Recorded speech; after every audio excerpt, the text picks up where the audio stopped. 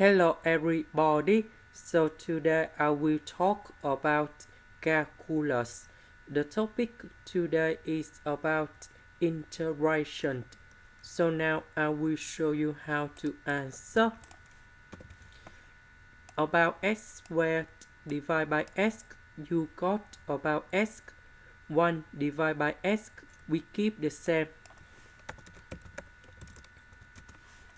Now we have the formula in here.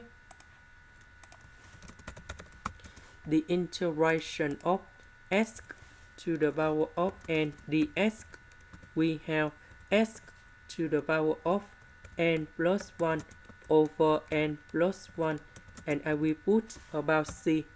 Now we can apply the formula in here.